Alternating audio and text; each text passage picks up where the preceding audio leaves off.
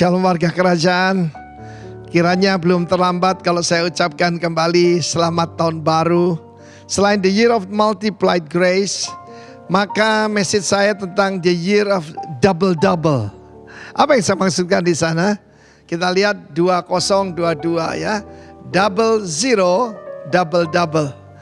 Ayatnya dalam Yesaya 61 ayat ke-7 sebagai ganti. Tuhan itu adalah Allah yang mengganti, oke? Dan tentu saja yang paling baik. Bahwa kamu mendapat malu, mendapat kegagalan, mendapat kerugian, mengalami kehancuran atau kehilangan orang yang saudara kasih, mendapat malu akan diganti 2 kali lipat. You shall have double. And for confusion, sebagai ganti noda dan ludah, penghinaan, pelecehan yang jadi bagianmu pada saat-saat yang lampau, maka firman Tuhan berkata, they shall rejoice in their portion.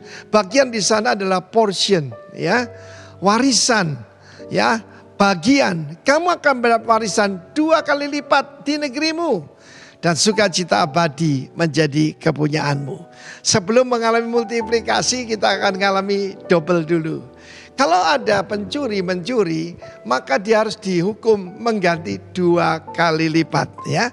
Karena itu mungkin ada yang dicuri dari Anda, entah keuangan, entah apa saja, dan engkau dilupakan. Ingat, kamu punya Tuhan yang tidak akan melupakan dan Tuhan yang mengganti. Salah satu yang kita harus tahu, God is a rebuilder, yang membangun kembali. Dan Tuhan adalah master avenger. Dia namanya Gaal. Gaal itu artinya bukan cuma penebus, tetapi saudaraku, pembalas juga. Master avenger, ya. Karena itu tidak usah balas, ya. Tangan Tuhan lebih besar. Pembalasan adalah hakku, kata Tuhan. Vengeance is mine. Dan firman Tuhan mengatakan, bagi umat Tuhan yang mengalami dipulihkan oleh Tuhan, punya perjanjian dengan Tuhan, kita akan disebut hambanya Tuhan, dan ini akan menjadi bagian kita. Jadi, tapi ada kuncinya yang double zero tadi. Apa zero itu? Zero itu mengosongkan diri seperti Filipi pasal 2 juga, ya. Mengosongkan diri seperti Kristus, kenosis, mengosongkan diri. Dia yang dalam rupa Allah tidak menganggap kesetaraan dengan Allah sebagai milik harus dipertahankan. Tetapi dia menjelma jadi manusia. Ketika Roh Kudus turun atas Maria, bukan pada waktu lahir, tapi waktu turun atas Maria, itulah terjadi annunciation atau penurunan, ya. Bukan ascension, tetapi juga ketika Allah masuk dalam rahim daripada Maria melalui kuasa Roh Kudus itu. Maka firman Tuhan mengatakan dia akan beri nama dia Yesus. Yesus itu Yeshua, Tuhan Juru Selamat. Menghadapi 2022, tenang saja, tapi kuncinya zero tadi. Mengosongkan diri, memikul salibmu setiap hari, ya, dan menyangkal diri. Double zero. Baru kamu akan mengalami janji Tuhan ini. Double-double. Sebagai malu diganti kemuliaan. Tuhan berkata bahwa sebagai ganti daripada kayu akan diberikan emas. Ganti besi akan diberikan perak. Luar biasa bukan? Nilainya berbeda, ada pertambahan nilai bagi anak Tuhan. Saya mengalami dalam hidup saya, setiap kali orang ngerjain saya kembalikan pada Tuhan. Dan ini menjadi bagian saya. Ketika saya menyalipkan daging saya, tidak membalas, mengosongkan diri, menyerahkan diri sepenuhnya pada Tuhan, saya mengalami mendapat warisan 2 kali lipat di negerimu. Bukan di negeri orang lain, di rumah kita. Dalam nama Tuhan Yesus, terimalah berkat ini. Double zero, double-double. God bless you. Amin.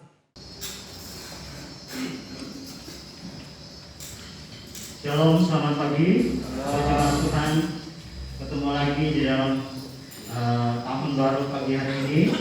Mari kita semua sebelum kita ibadah, kita berdoa bersama-sama. Terima kasih buat kasih karunia yang melimpah dalam kehidupan kami, Tuhan. Dan pagi hari ini Tuhan, kami mau meresponi kasih karunia Tuhan itu dalam kehidupan kami dengan ucapan syukur kami. Di dalam nama Yesus Kristus, hadiah terindah, anugerah yang terindah yang kami terima. Haleluya, amin.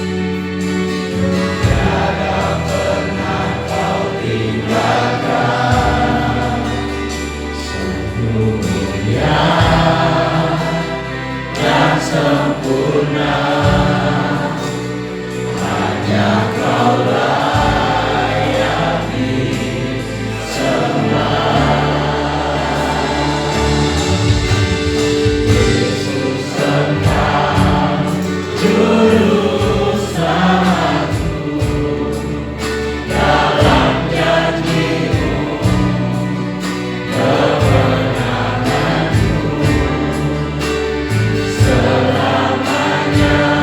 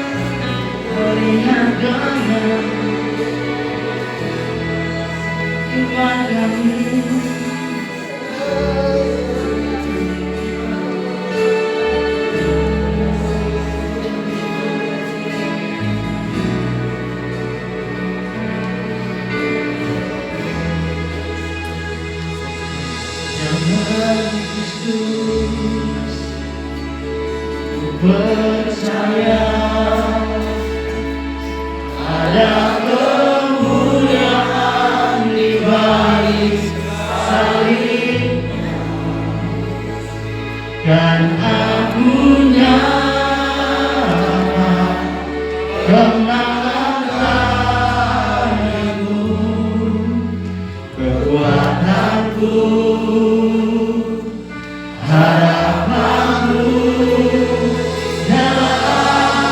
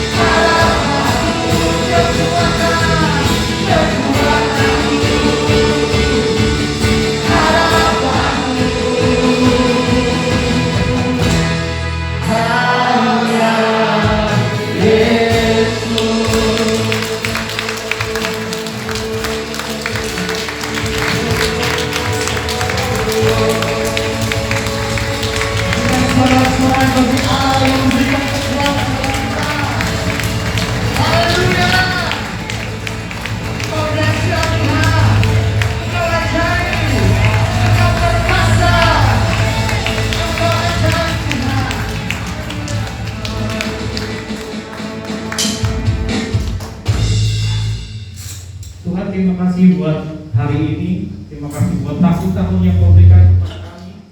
Kalau kami boleh ada sampai hari ini Tuhan, kami percaya semua karena kasih karunia-Mu dan anugerah-Mu yang limpah kepada kami. Kami memasuki tahun 2022 Tuhan. Sekalipun dunia memprediksi bahwa tahun 2022 tidak lebih baik daripada tahun 2021, tapi kami percaya bahwa kami punya Tuhan yang dahsyat. Sesuatu yang tidak baik menurut dunia, kami lihat dengan iman, sesuatu yang menjadi peluang bagi kami untuk Tuhan mempromosikan kami lebih lagi. Kami dapat melihat kasih karunia-Mu lebih lagi, berlimpah di tahun ini Tuhan. Di dalam nama Tuhan Yesus, kami siapkan hati dan pikiran kami untuk kami mendengarkan firman-Mu, hingga firman-Mu ini menjadi kekuatan bagi kami menjalani tahun 2022 ini. Dalam nama Tuhan Yesus, kami menyiapkannya. Amin.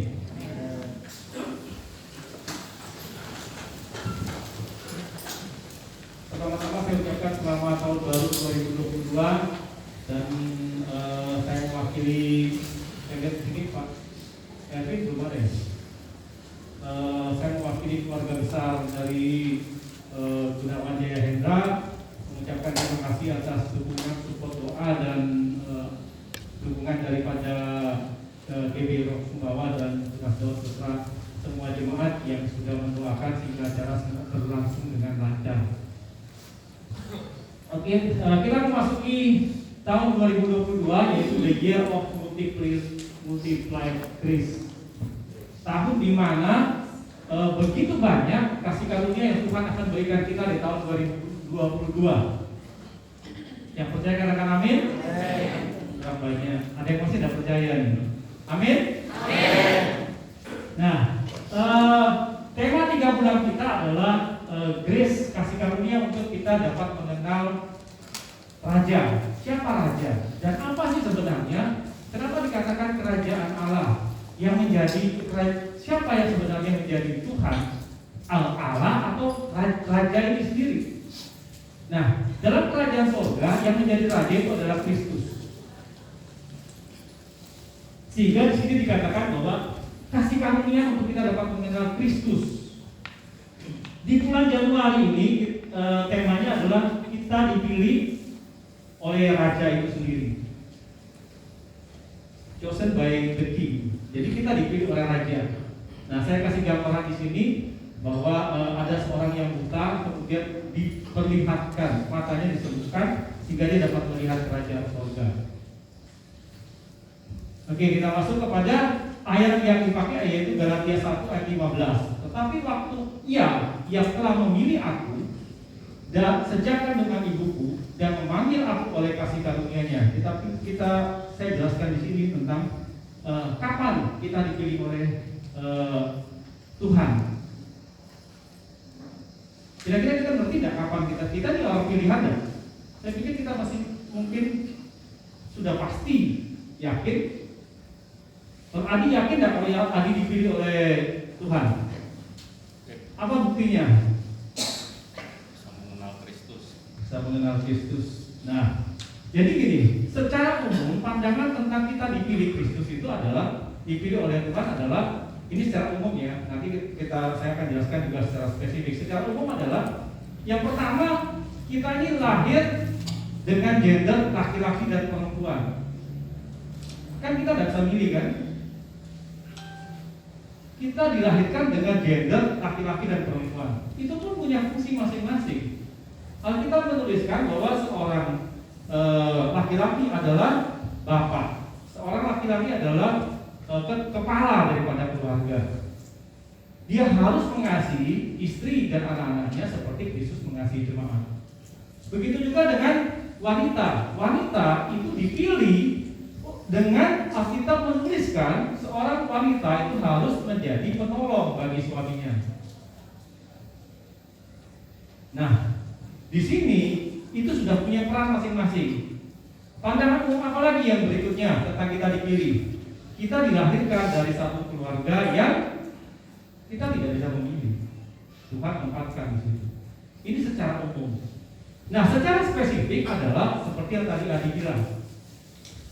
Ada orang yang kemudian diutus untuk kita dapat mengenal Kristus dalam hidup kita. Contohnya seperti sekarang ini. Gereja GBI Sumbawa itu pasti ada perintisnya. Nah, dirintis ini untuk membawa kabar tentang Kristus sebagai Raja. Makanya kita berada dalam gereja yang sistemnya kingdom, kerajaan Allah yang kita sebarkan. Nah, kemudian dari situ kita dapat mendengar dan percaya sampai saat ini kita ada di sini. Itu adalah bukti bahwa kita dipilih oleh Allah. Dan kemudian ada lagi satu sisi, setelah kita dipilih, kita juga dipanggil dan memanggil aku oleh kasih karunia-Nya. Kita dipanggil itu tidak lagi berdasarkan apa yang kita buat, tetapi semua oleh kasih karunia Tuhan. Untuk apa? Nanti kita jelaskan. Saya jelaskan satu-satu ya. Kita baca sama-sama. Nah, kita masuk kepada untuk apa kita dipilih dan dipanggil oleh Sang Raja. Yang pasti untuk menjadi perwakilan kerajaan Kristus. To be rock. Sama-sama kita katakan ya. 1, 2, 3. To be rock. Nah, semangat ini gereja rock loh. Ayo 1, 2, 3. To be rock. Kita adalah to be rock, representative of Christ Kingdom. Paulus mengajarkan kepada jemaat di jemaat Galatia, demikian, sebab aku menegaskan kepadamu, saudara-saudaraku, bahwa Injil yang kuberitakan ini bukan Injil manusia. Karena aku bukan menerimanya dari manusia, dan bukan manusia yang mengajarkannya kepadaku, tetapi aku menerimanya oleh pernyataan Kristus. Saya jelaskan latar belakang dari penulisan Paulus, surat Paulus ini kepada jemaat Galatia. Latar belakangnya oleh satu kondisi di mana Paulus pernah memberitakan Injil kebangkitan Kristus. Kemudian setelah Paulus masuk dalam penjara, ternyata didapati bahwa jemaat di Galatia ini berubah kepercayaannya. Mereka percaya kepada Injil-Injil lain yang dibawakan oleh orang-orang yang bukan dari golongan Paulus. Nah, di sini Paulus menjelaskan kepada mereka dalam suratnya bahwa Paulus, Injil yang dibawakan oleh Paulus ini adalah Injil yang bukan itu diajarkan dari manusia. Paulus belajar Injil sama seperti kita belajar tentang Alkitab. Kita belajar Alkitab. Terus kita belajar dari KM, kita belajar dari pemuritan, kita belajar dari semua pendalaman Alkitab atau sekolah teologi sekalipun. Tetapi ingat bahwa semua itu hanya pengetahuan tentang Tuhan. Tetapi untuk mempunyai pengalaman dengan Tuhan, kita harus pribadi dan tidak bisa diajarkan. Salah apa tidak pengetahuan tentang Tuhan? Tidak salah. Pengetahuan tentang Tuhan baik untuk kita mengenal dasar tentang Tuhan itu bagaimana, sifat Tuhan itu siapa, dan bagaimana kita dapat mengenal Tuhan. Lalu kemudian pengalaman kita dengan Tuhan itu pribadi. Ini yang dijelaskan oleh Paulus. Aku bukan menerimanya dari manusia, bukan manusia yang mengajarkannya kepadaku. Aku menerimanya oleh pernyataan Kristus, Yesus Kristus sendiri. Nah, bagaimana kita berespon terhadap pilihan dan panggilan Sang Raja? Galatia 1 ayat 13-14 dijelaskan, sebab kamu telah mendengar tentang hidupku dahulu dalam agama Yahudi, tanpa batas aku menganiaya jemaat Allah dan berusaha membinasakannya. Dan di dalam agama Yahudi, aku jauh lebih maju dari banyak teman yang sebaya dengan aku di antara bangsaku. Sebagai orang yang sangat rajin memelihara adat istiadat nenek moyangku. Di sini saya ambil bahwa respon terhadap dipilih atau dipanggil oleh Sang Raja adalah yang pertama, Tuhan tidak memilih kita oleh karena atribut kita, tetapi karena kita tersedia bagi Kristus.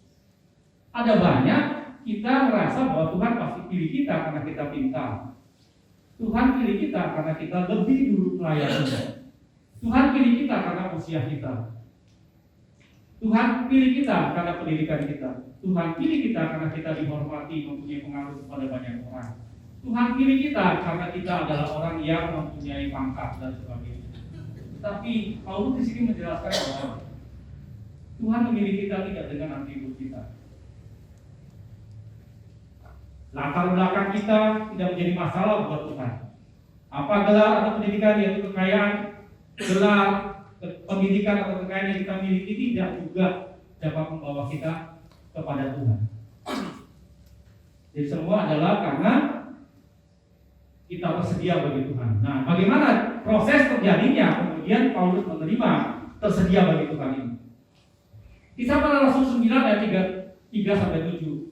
Dalam perjalanannya ke Damsyik, ketika ia sudah dekat kota itu, tiba-tiba cahaya memancar dari langit mengelilingi dia.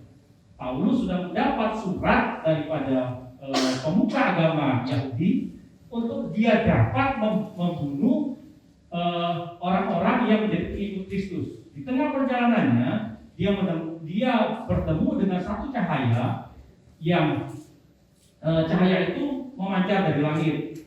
Kemudian dia rebah ke tanah dan kedengarannya lah olehnya suatu suara yang berkata kepadanya, Saulus, Saulus, mengapa engkau menganiaya aku?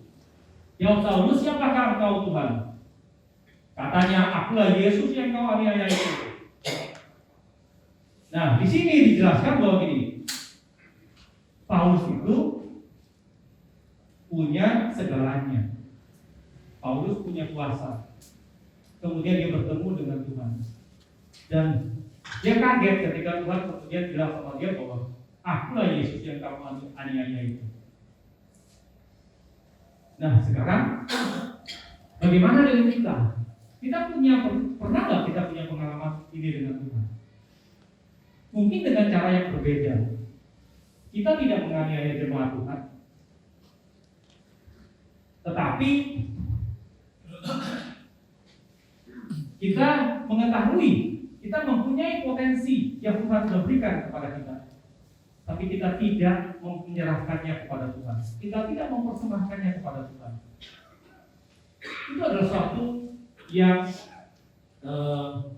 bagian lain daripada kita mengabaikan Tuhan. Atau kita kemudian dalam tanda kutip menganiaya Tuhan. Sebab di sini Paulus kan tidak menganiaya Tuhan secara pribadi kan.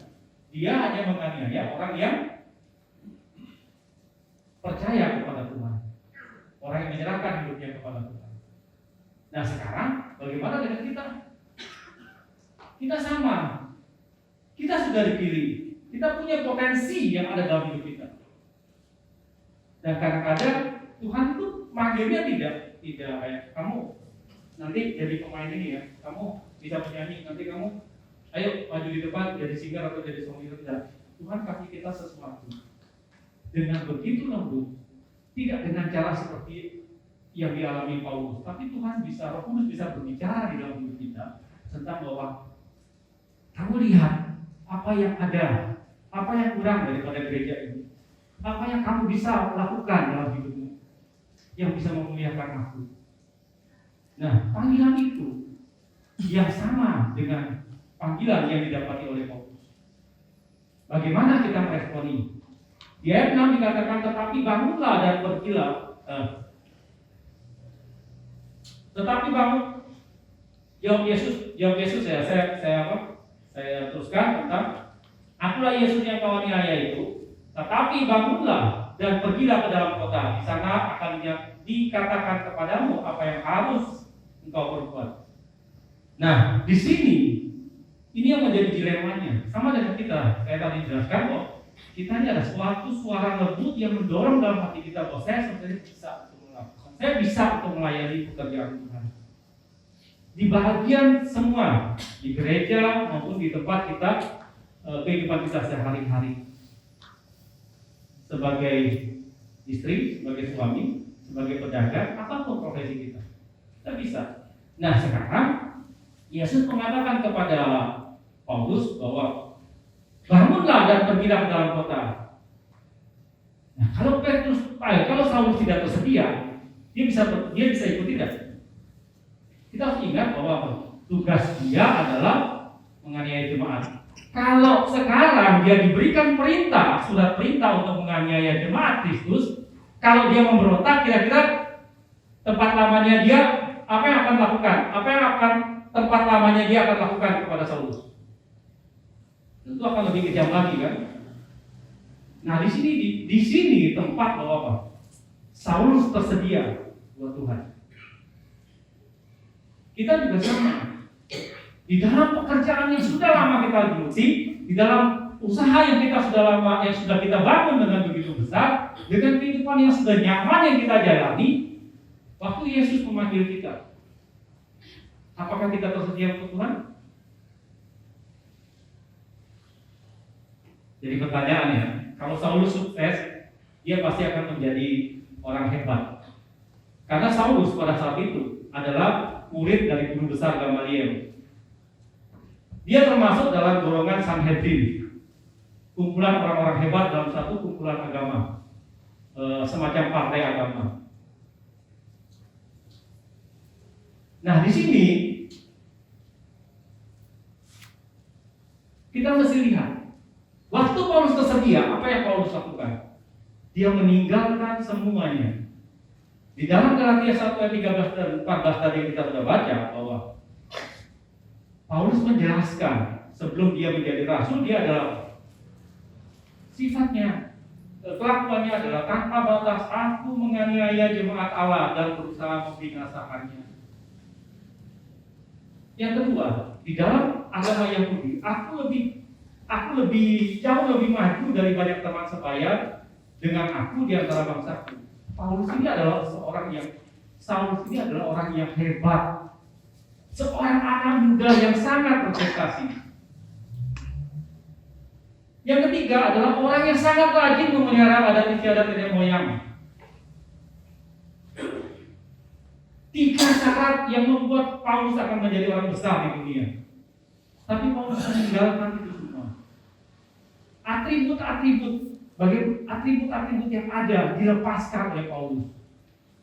Dan Tuhan menerima seorang yang menganiaya dia, kemudian mengambilnya untuk menjadi rasul. Apalagi dengan kita. Jangan kita terus melihat kesalahan kita melihat kekurangan kita melihat bahwa kita susah. Karena keterbatasan yang kita miliki. Ketika Tuhan memanggil kita dengan satu turunannya yang mungkin begitu lembut berbicara dalam hati kita. Apakah kita bersedia bagi Tuhan? Jawab itu. Dan kemudian Paulus mengikuti apa yang dikatakan oleh Yesus. Dia pergi ke kota dan dia ketemu dengan Ananias. Di situ Ananias mengubah semuanya. Kita harus lihat bahwa secara teologi, maaf saya katakan tentang teologi karena Paulus ini adalah seorang teologi banget kan. Dia ahli Taurat. Dia harus merubah pandangannya dan diajar oleh seorang yang namanya Ananias yang bukan mempunyai latar belakang teologi. Tetapi Ananias mempunyai pengenalan tentang Tuhan. Dia melepas semua atributnya dan dia mengikuti. Dia mengenal Tuhan Yesus melalui pertama perjumpaan langsung, yang kedua pengalaman-pengalaman yang diajarkan oleh Ananias. Itu tentang apakah kita bersedia untuk Tuhan. Yang kedua, Galatia 1 ayat 15-16. Tetapi waktu ia telah memilih aku sejak kandungan ibuku dan memanggil aku oleh kasih karunia-Nya, berkenan menyatakan anaknya di dalam aku, supaya aku memberitakan dia di antara bangsa bukan Yahudi. Maka sesaat pun aku tidak meminta pertimbangan kepada manusia. Kasih karunia ketika Paulus tersedia bagi Tuhan adalah Allah memberikan Yesus, Allah berkenan memberikan Yesus untuk hidup dalam kehidupan Paulus. Respon yang terhadap dipilih dan dipanggil oleh sang raja yang kedua, yaitu waktu kita Allah berkenan menyerahkan Yesus dalam hidup kita, maukah kita hidup dalam menghidupi kehidupan baru kita? Itu yang selanjutnya. Waktu kita bersedia, Allah berkenan kasih Yesus dalam hidup kita, tapi kita bisa pelihara enggak? Sebab bukan lagi tentang pelayanan kita, tapi kita bisa membuat Yesus hidup dalam hidup baru kita. Yang pasti, Yesus tidak bisa hidup dengan dosa, tabiat dosa yang ada dalam hidup kita. Apakah Yesus minta semuanya sempurna? Saya rasa pengalaman saya tidak. Tapi semua itu akan bertumbuh dalam kehidupan kita. Mungkin tidak nyaman, dan pasti tidak nyaman. Tapi kita jalani supaya kita bisa lihat. Kisah Para Rasul 9 ayat 15-16. Tetapi firman Tuhan kepada Ananias. Ini firman Tuhan kepada Ananias ya. Pergilah sebab orang ini adalah alat pilihan bagiku untuk memberitakan namaku kepada bangsa-bangsa lain serta raja-raja dan orang-orang Israel. Ananias disuruh pergi untuk memperkenalkan tentang Kristus kepada Paulus. Ananias pasti berpikir dong, Paulus ini Paulus. Kalau aku ketemu sama dia, jangankan ketemu sama dia, aku termasuk orang yang dikejar-kejar olehnya. Masa aku menyerahkan diri kepadanya? Tapi Ananias itu adalah orang-orang yang nanti kita akan temukan di dalam gereja ini, yang kemudian nanti akan disuruh oleh Tuhan untuk pergi kepada orang-orang tertentu, kepada kita, untuk kita dapat mengenal Kristus. Itu kasih karunia yang kedua. Yang pertama, Yesus ditaruh dalam kita.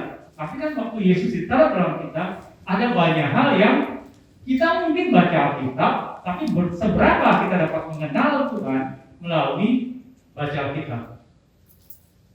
Kemarin waktu kremasi, saya tidak tahu Alkitabnya di ikut kremasi atau tidak ya. Tapi waktu itu kalau tidak salah Alkitabnya ada tahun itu, dan ada satu orang bertanya kepada saya, Alkitab itu memang tidak apa-apa yang dibakar. Saya cuma jelaskan begini, Alkitab itu adalah sebuah buku. Dia tidak lebih daripada buku-buku yang lain.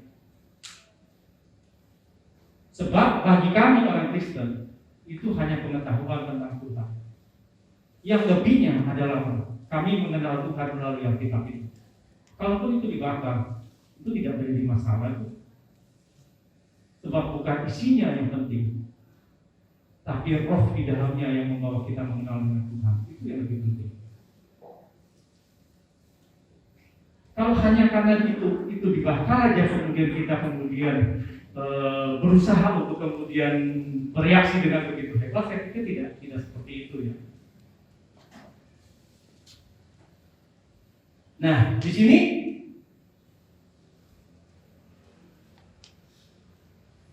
di ayat 16 dikatakan bahwa aku sendiri akan menunjukkan kepadanya betapa banyak penderitaan yang harus ia tanggung oleh karena namaku. Dalam kehidupan baru kita itu ada satu tujuan Tuhan yang tidak sama dengan yang dialami oleh orang lain. Makanya kita dalam pelayanan kita tidak bisa bilang bahwa saya buat ini dan kamu pun harus buat yang saya lakukan. Sebab yang saya lakukan itu yang terbenar. Sebenarnya tidak seperti itu. Tuhan akan menunjukkan kepada kita bagian-bagian yang kita harus lakukan secara pribadi. Bayangkan kalau misalnya Tuhan memilih Pak Gembala menjadi gembala di sini, apakah kita semua harus menjadi gembala? Kan tidak harus kan. Ada yang jadi pemusik, ada yang jadi song leader singer, ada yang multimedia dan sebagainya. Karena ini kesatuan tubuh Kristus. Apakah menjadi gembala yang paling benar, kemudian yang lain tidak benar? Tidak juga kan? Nah, hidupi kehidupan baru kita dalam Kristus. Waktu Yesus sudah ditaruh dalam hidup kita, apa yang sekarang Yesus perintahkan untuk kita lakukan? Dia pasti akan berbicara dalam hidup kita. Biasanya kita bisa melihat sesuatu dan kita merasa bahwa kita terdorong untuk melakukan sesuatu itu. Mari kita lihat dalam Filipi 3 ayat 7-14 supaya kita bisa lebih jelas. Paulus menjelaskan kepada jemaat Filipi di sini, tetapi apa yang dahulu merupakan keuntungan bagiku sekarang kuanggap rugi karena Kristus, dan malahan segala sesuatu kuanggap rugi karena pengenalan akan Kristus Yesus Tuhanku lebih mulia daripada semua itu. Bukankah kita kebanyakan untuk percaya kepada Tuhan itu kita selalu berpikir untung dan rugi? Mana yang lebih banyak? Saya melayani, harusnya Tuhan memberkati. Semakin banyak yang pelayanan saya, harusnya Tuhan memberkati saya dong. Saya pun berpikir seperti itu. Saya sudah mati-matian dengan Tuhan. Saya sudah berbuat sangat banyak dengan Tuhan. Kenapa Tuhan mengambil toko saya? Kenapa Tuhan membuat saya kok susah ya? Melakukan segala sesuatu belum tentu dihargai orang. Kita selalu berpikir tentang untung dan rugi. Tapi Paulus mengajarkan bahwa segala yang dahulu merupakan keuntungan bagiku, anggap rugi di dalam Kristus. Yang dia anggap rugi yaitu pengenalan dengan Kristus kan susah kan? Mengenal Kristus susah kan? Waktu kita mengenal Kristus kita boleh tidak untuk suap? Boleh tidak? Kita boleh tidak langgar antrian? Kita boleh tidak bohong? Susah kan? Itu sangat susah. Tapi Paulus ajarkan untuk kenal Kristus rugi, ya. Tapi aku ingin mengenal Kristus. Kita lanjutkan, oleh karena dialah aku telah melepaskan semua itu dan menganggapnya sampah supaya aku memperoleh Kristus. Kemungkinan dia menjadi guru besar, sudah tergabung dalam Sanhedrin, memiliki pengetahuan yang hebat, mengenal adat dengan baik. Harusnya Petrus menjadi orang nomor 1 setelah Gamaliel meninggal. Tapi dia lepaskan itu semua untuk dia mulai ikut Tuhan. Dia mengosongkan dirinya untuk dia dapat kenal Tuhan. Apa yang dia pelajari dahulu, dia lepaskan. Sebab teori tidak dapat membawa kita mengenal kepada Tuhan. Kecuali kita masuk kepada pengalaman dengan Tuhan. Teori ini akan berguna membantu kita. Tapi jangan pakai teori untuk kita berusaha kenal Tuhan.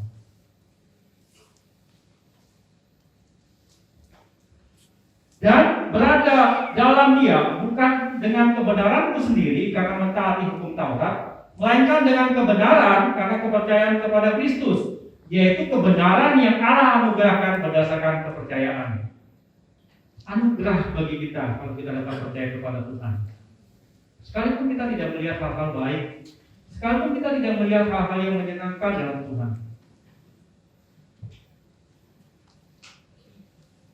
Kemarin saya punya pengalaman ketika ke Surabaya, kemudian saya dengar papanya Erwin sakit, dan saya hubungi di sana untuk saya boleh nggak saya pergi ke sana karena saya baru datang. Saya ketemu dengan papanya Erwin. Waktu itu bapaknya Erwin masih cukup sehat, dia masih bisa berbicara dan sebagainya, sekalipun napasnya terengah-engah ya. Nah, dan kemudian dia bilang, saya tunggu kamu, saya doakan saya. Saya dalam hati gini, kalau saya jujur ya, saya ini bukan seorang pendoa. Jadi kenapa tunggu saya? Tapi saya tidak ungkapkan itu cuma dalam hati saja. Tapi saya coba bilang sama bapaknya itu mengenai Koko ini seorang pendoa. Kalau Koko seorang pendoa, bebannya akan ditaruh kepada pendoa. Apa yang Koko rasakan sekarang, Koko luarkan. Dia langsung berdoa. Beban apapun Koko minta dengan Tuhan. Saya doakan, kemudian kalau dalam hati saya selalu berdoa, Tuhan buatkan mujizat dengan dia supaya dia bisa lebih kenal lagi, karena dia sudah dibaptis, supaya dia punya pengalaman dengan Tuhan. Di tengah perjalanan ke Solo saya selalu berdoa, Tuhan saya ingin lihat mujizat. Tapi yang ternyata apa? Meninggal. Dan saat saya mau pulang, saya juga disuruh untuk ada satu orang yang datang kepada saya, bisa nggak doakan ibu saya? Dalam hati saya gini, karena Tuhan ini aneh ya, yang di luar pikiran dulu. Maksudnya, saya dalam hati saya ini bukan seorang pendoa, terus suruh doa gini, nah saya jujur aja, saya lebih senang dengar doanya Pasti atau Jonathan Erwin, karena mereka punya doa seperti kuasanya, kuasanya yang luar biasa. Terus setelah saya pergi, saya lihat dalam hati saya gini, waduh, ini lebih parah lagi. Dia hanya bisa menggerakkan jari, tidak bisa berbicara, sudah tidak bisa apa-apa lagi, hanya tempat tidur. Saya akan mati Tuhan, saya mesti ngomong apa ini? Lebih bagus saya pulang kayaknya kalau gini. Ini jujur kalau saya ngomong sama ini. Tapi saya akan apa yang saya harus lakukan. Tuhan sepertinya kasih saya sesuatu yang saya sampaikan kepada orang. Ibu percaya Yesus? Kalau ibu percaya, gerakan kaki, karena tangannya di dalamnya, dalam selimut, saya bilang gerakan kaki, jarinya, dia gerakan. Sekalipun kondisinya seperti ini, apakah tetap percaya? Dia gerakan, percaya. Saya kaget. Saya bilang, percaya nggak kalau Tuhan bisa melakukan mujizat? Gerakan kakinya, dia gerakan. Waduh, saya langsung gitu, Tuhan, luar biasa. Orang seperti kondisi kayak begini loh, sudah tidak bisa apa-apa, hanya bisa gerakan kaki dan tangan, tapi bisa percaya Tuhan. Kita percaya nggak sama Tuhan? Saya bilang, Tuhan, kalau saya belum tentu. Dalam kehidupan baru kita, Tuhan bisa bawa kita kepada orang-orang yang seperti ini. Saya bilang, Tuhan, saya harus berbuat apa nih? Ya saya doakan dia. Saya doakan dia, dan jujur saja ada keraguan dalam hidup saya, karena saya berpikir begini, kalau segala kemungkinan seharusnya disembuhkan adalah papanya ini, kemungkinannya lebih besar. Tapi yang ini kemungkinan lebih kecil. Tapi Tuhan mengajarkan saya untuk Bukan masalah kita doakan apa tidak, tapi kita mau ikuti Tuhan apa enggak. Sebab orang yang mau kenal Tuhan, kita bawa Tuhan kepada dia. Itu yang Tuhan taruh dalam hidup saya. Nah, saya juga percaya sama, hal yang sama. Waktu kita tersedia bagi Tuhan, dan Allah menaruh Tuhan dalam hidup kita, Yesus ditaruh dalam hidup kita, kita hidup dengan cara yang baru. Maukah kita ikuti apa yang Tuhan mau? Sekali lagi, kalaupun kita pergi dalam melakukan apa yang Tuhan perintahkan, kita tidak perlu lagi untuk menuntut orang lain. Kita tidak perlu lagi merasa, oh ini yang paling benar. Sebab apa? Semua apa yang kita lakukan itu adalah bagian kita dengan Tuhan secara pribadi. Tidak ada yang lebih benar, sebab semuanya benar. Kalau memang Tuhan perintahkan kita, lakukanlah itu.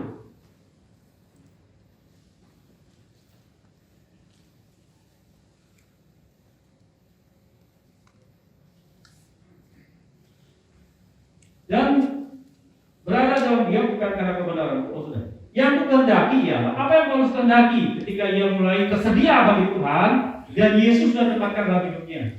Yang dikehendaki adalah dia ialah mengenal dia dan kuasa kebangkitannya dan persekutuan dalam penderitaannya, di mana aku menjadi serupa dengan dia dalam kematiannya.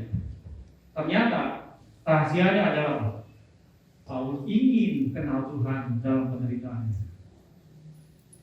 Mengenal dia, kasihnya, kemurahannya, pengorbanannya,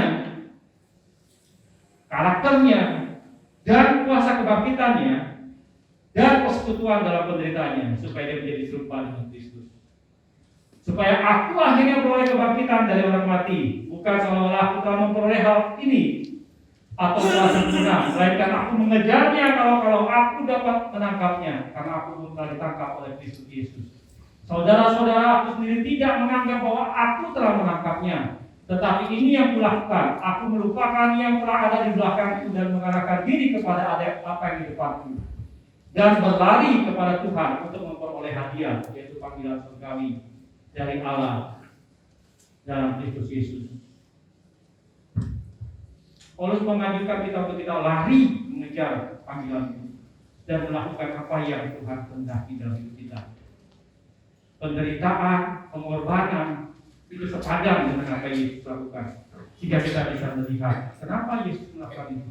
Ketika itu terjadi dalam hidup kita, bukankah itu anugerah terbesar yang Tuhan berikan kepada kita?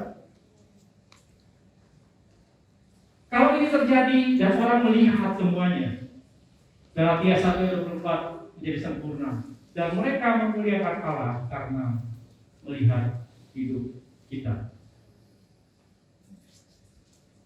Sebab bukan lagi kita yang hidup dalam hidup kita, tetapi Yesus yang hidup dalam kita. Itulah yang terjadi. Dan ini adalah awal dari tahun 2022. Mari kita sama-sama untuk kita membuat satu komitmen pribadi dalam hidup kita bahwa aku adalah orang yang tersedia bagi Tuhan. Dan Yesus ada di dalam aku, dan aku mau menghidupi kehidupan baru di dalam Tuhan. Aku melupakan segala atribut lama yang sudah lama, dan aku melihat ke depan. Aku melupakan segala kesalahan, segala penghargaan yang ada padaku yang sudah lalu, dan aku melihat sekarang. Aku mengosongkan diriku sekarang untuk aku dapat melihat Yesus ke depan. Mari kita berdoa. Tuhan,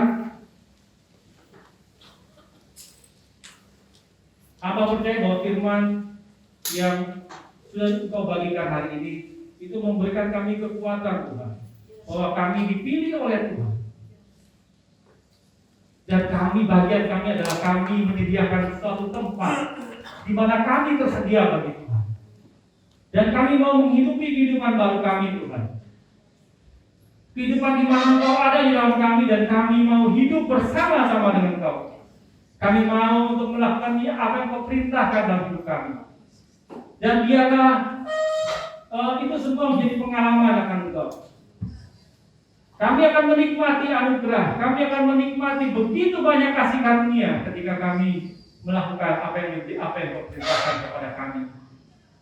Kami tahu Tuhan itu tidak mudah, karena itu kami minta kekuatan, kemampuan daripada-Mu untuk kami dapat menangkap semuanya dan melakukannya dengan hati yang sukacita. Di dalam nama Tuhan Yesus.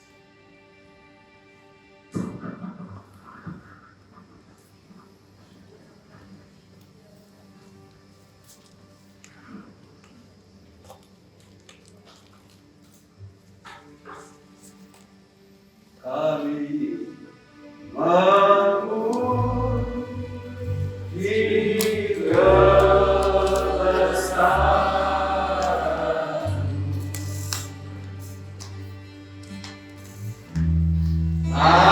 ajaib Tuhan, ajaib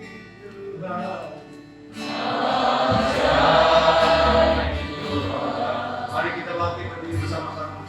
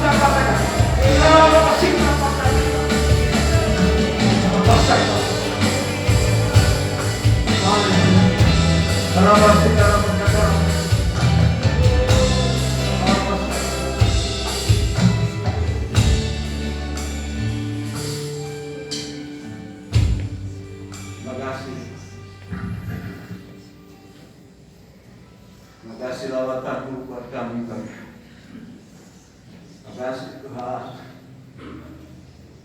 Engkau terlalu baik. Namamu Rasul Paulus, manusia yang super teroris ini, tapi Engkau mengasihi dia. Engkau tangkap dia dari hamba, tapi penderitaan. Sehingga firman-Mu Injil kerajaan sampai kami kenal hari ini. Semoga kasih karunia. Terima kasih buat kami semua. Biar bukan sekedar pengetahuan, bagi kami semua Tuhan. Kami percaya semua daripada kami yang percaya Engkau sebagai Tuhan dan Juru Selamat kami. Kuasa itu sudah Kau berikan kepada kami. Kami tidak ada alasan takut menghadapi hari-hari kami. Sekalipun kami merasa seperti tanpa kedalaman, tapi tongkat dan gada menyertai kami. Terima kasih, terima kasih. Kami bersyukur padamu, mereka semua firman-Mu yang kami dengar pagi hari ini. Pakai hambamu, Bapak Tudi, untuk terus menyampaikan kabar baik kepada siapapun. Terima kasih Tuhan. Kesehatannya, keluarganya, dan pelayanan usaha yang Tuhan percayakan hidupnya. Terima kasih kami berdiri sama-sama pagi hari ini untuk mendoakan bangsa kami. Sekalipun kami melihat situasinya, oh haleluya, haleluya, para pendidik seksual begitu merajalela bangsa kami, predator seksual bangsa ini. Tuhan tolong bapak-bapak pendidik kami, mulai dari guru PAUD sampai perguruan tinggi Tuhan. Sadarkan mereka Roh Kudus, roh takut akan Engkau ada dalam hidup mereka. Mereka dipercaya di sana anak kami semua, anak-anak kami semua dari PAUD sampai perguruan tinggi. Roh Kudus tolong semuanya, roh takut dan gentar akan Engkau ada dalam pribadi mereka. Sebaliknya pun yang sudah dewasa, bahkan anak-anak ada yang senang-senang dengan gurunya. Tuhan tolong semua bangsa kami Bapak. Kami hanya percaya Engkau mengasihi bangsa ini, karena sering disampaikan oleh hamba-Mu bahwa matamu tertutup buat bangsa kami. Tolong Roh Kudus ambil alih dari Sabang sampai Merauke. Kami anak-anak-Mu berdoa dalam kasih karunia ada di bangsa kami. Roh takut dan gentar Tuhan nyata atas bangsa ini, bukan teori tapi praktek hari-hari. Tolong dalam nama Yesus. Terima kasih ya Tuhan. Hamba-Mu terus berdiam Tuhan sebagai berdoa sertaan. Urapi dan doa-doa kami, doa yang diurapi Tuhan, sehingga ada terobosan bangsa kami. Banyak orang bertobat percaya kepada Tuhan bersama. Tidak ada lagi kekerasan seksual atau apapun negatif di bangsa kami dan politik pemerintahan kami. Kami mohon campur tangan Tuhan dalam nama Yesus dari Sabang sampai Merauke. Kami mohon campur tangan Tuhan bangsa ini. Karena di luar Engkau Tuhan manusia tidak bisa berbuat apa-apa. Oleh sebab itu kami mohon dan urapi hamba-Mu Bapak Presiden kami, sehingga hikmat terus mengalir, sehingga apa yang dia sampaikan semua yang ada di bawahnya dengar dan melakukan perintah dari Presiden dan pemimpinnya. Terima kasih Bapak di surga, sekali lagi berkati mereka, oleh Bapak Presiden sampai seluruh RT RW bangsa ini. Mereka kesinambungan satu lain, ada sinergi satu lain. Wah, mereka kerjasama yang baik untuk membawa masyarakat ini sungguh-sungguh cinta tanah air ini, terutama cinta akan Tuhan. Terima kasih kami percaya keamanan sudah Tuhan pastikan, karena pertolongan kami ada datang kepada Tuhan. Terima kasih ya Bapak, terima kasih kepada kami keamanan Tuhan jamin semuanya, berkat-berkat Tuhan nyata atas kepada kami. Terima kasih kami bersyukur semuanya, dan Tuhan memberkati kota ini, kota Sumbawa besar ini. Terima kasih Bapak di surga, kami juga berdoa untuk pembangunan. Kami ingin punya tempat ibadah yang permanen, gedung sendiri. Kau lihat Tuhan, Kau melihat kami semua. Kami butuh gedung secara permanen. Berkati pemerintah kami, Bapak Bupati, dan instansi yang lain, khusus instansi perizinan gereja ini. Tolong mereka semua, kami mohon tolong mereka semua, jauh mereka semua, supaya tidak berlarut-larut mengeluarkan izin. Dengan segera Tuhan memberkati mereka, Dalam nama Yesus, ketika para pemuda yang ada di Bramuji, Kebaya, semua terus dalam tangan Tuhan. Kami mengasihi mereka semua. Terima kasih untuk Wade dan teman-temannya terus maju untuk mengurus perizinan gereja. Tuhan memberkati kita. Kami percaya begitu waktunya bangun, semua dia Tuhan sediakan. Kalau Tuhan yang memulai, Tuhan menyelesaikannya. Karena kami percaya Engkau sebagai Tuhan yang bersama atas kota ini, atas bangsa ini, bahkan atas dunia ini. Kami bersyukur semuanya. Terima kasih Bapak di surga. Kita kami memberi persembahan umum dan persembahan diakoni yang terkait persembahan kami. Terima kasih dalam nama Yesus kami memberi semuanya dengan hati yang tulus dan ikhlas. Dalam nama Yesus kami berdoa. Haleluya. Amin. Terima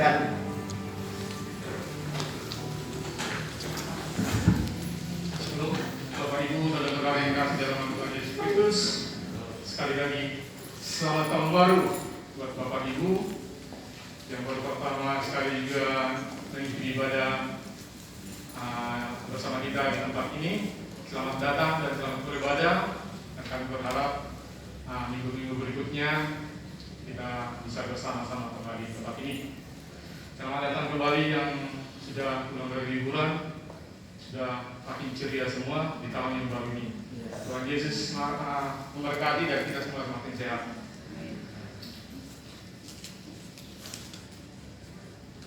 Untuk kegiatan kita di tengah minggu di bulan ini masih libur dan nanti akan aktif mulai di bulan Februari. Pengumuman yang berikutnya itu ibadah rohki. Ibadah rohki mulai hari ini per tanggal 9 Januari 2022 akan mengadakan gerakan secara tatap muka. Sekali lagi ibadah rohki akan dimulai mulai hari ini, ibadah secara tatap muka. Tempatnya di Aula Tunas Daud, Jalan Cendrawasih. Dimulai pukul 11 siang. Jadi buat Bapak Ibu yang anak-anak rohki, silakan mengantarkan langsung nanti ke sekretariat kita di Jalan Cendrawasih. Dan berikutnya ada undangan untuk seminar ya, silakan sampaikan. Webinar marketing for entrepreneurship in digital. Jadi Bapak Ibu yang berminat mengikuti bisa mendaftarkan langsung ya. Ini diadakan pada tanggal 15 Januari 2022, hari Sabtu minggu depan ya. Jadi buat Bapak Ibu yang mau bergabung silakan, ada itu registrasinya di registrasi webinar OAC ya. Jadi ini pendaftarannya dipungut biaya ya, 20 juta, 20.000 saja, 20.000 saja. Bagi Bapak Ibu yang berminat silakan mendaftar. Demikian pengumuman kita hari ini. Tuhan Yesus memberkati.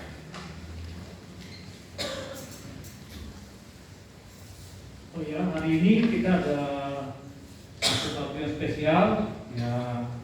Tahun 2022 kita sesuai dengan tema yang kemarin, kita ada regenerasi. Ada dua bidang koordinator yang kita regenerasi, yaitu koordinator diakonia yang dulunya dijabat oleh Bapak Adi.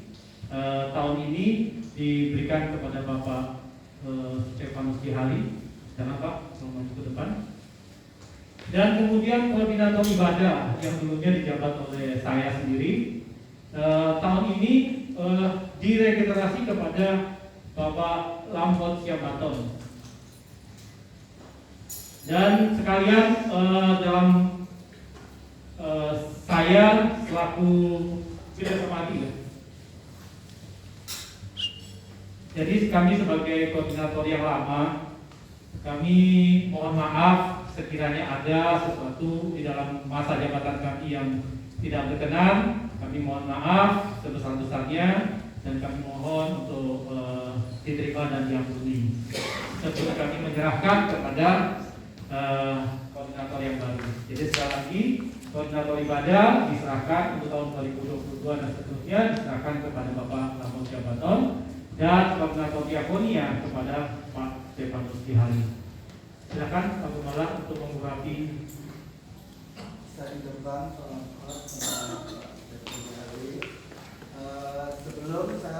sebelum kita berdoa, ada sesuatu yang Tuhan taruh dalam hati saya untuk saya sampaikan. Nah, waktu tadi Bapak Gembala senior kita Pak Timotius Arifin yang mengatakan tentang memasuki tahun 2022 ini. 2022 double zero double.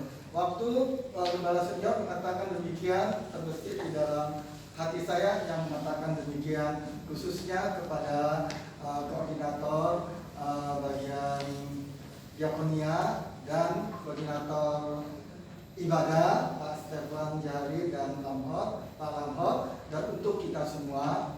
Tahun ini adalah tahun berlipat gandaan kasih karunia di dalam segala bidang apapun. Nah, tahun 2022 ini saya tidak pernah berpikir, tapi ini semua rencana Tuhan dengan adanya pergantian dari koordinator ibadah dan diakonia. Nah, waktu dikatakan double zero double, di situ langsung terbesit dalam hati saya. Khususnya saya ingin sampaikan kepada Bapak Stefan dan Pak Lamhot, ya untuk kita semua juga ini di sini. Double, angka 2, apa artinya? Kesepakatan. Kesepakatan, zero kosong, double, kesepakatan dan perlu kesepakatan di dalam mana? Di dalam keluarga antara suami dan istri. Kesepakatan di dalam gereja di antara para pelayan Tuhan, saya sebagai kepala, Pak Budi sebagai kepala, dan para hamba-hamba Tuhan yang lainnya, pada pelayan Tuhan, ada kesepakatan di antara kita, maka double grace itu terjadi dalam gereja ini. Pasti. Dan saya percaya, saudara, saya dan saudara akan mengalami hal ini, dan ini sedang terjadi dan sudah terjadi di situ. Tapi yang terpenting, waktu saya melihat double zero double 2022, 2 dan 2 ditambah 2 tambah 2 berapa? Angka 4. 4 itu berbicara tentang apa? Tentang kursi. Kursi itu berbicara tentang apa? Kedudukan, kepercayaan Tuhan kepada saudara dan saya di situ. Itu kepercayaan. Ini kepercayaan yang Tuhan berikan kepada Pak Stefan dan Pak Lamhot. Jadilah orang yang dapat dipercaya. Bagaimana jadi orang yang dapat dipercaya? Double zero mau mati bagi kita. Pikul salib, mengosongkan diri, contohnya sebagaimana Tuhan Yesus Kristus yang kita alami dalam kehidupan kita. Mari Bapak Ibu, saudara-saudari kita bangkit berdiri. Kita arahkan tangan kita berdoa di dalam nama Yesus.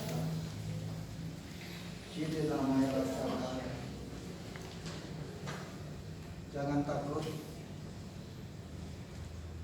jangan bimbang, jangan ragu, jangan takut dengan angka kosong itu, 0 itu, karena itu akan terus berjalan dalam kehidupanmu.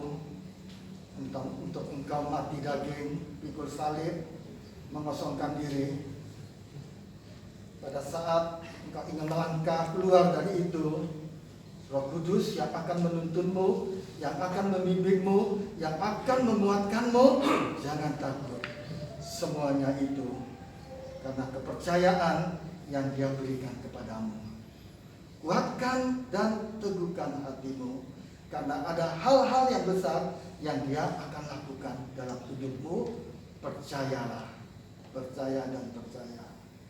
Setiap langkahmu yang engkau lakukan, pastikan itu langkah engkau berjalan bersama dengan Dia yang akan menuntun dalam hidupmu. Tuhan memberkati engkau, menguatkan engkau. Tuhan mengurapi engkau, menuntun, membimbingmu. Dan Tuhan memberikan kemampuan kepadamu. Biarlah kasih karuniamu, biarlah kasih karunia, urapan Tuhan, pewahyuan yang daripadanya, dan berkat-berkat yang selalu baru turun dalam kehidupanmu. Kuatkan dan teguhkan hatimu. Tuhan sangat mengasihimu. Terpujilah nama Tuhan.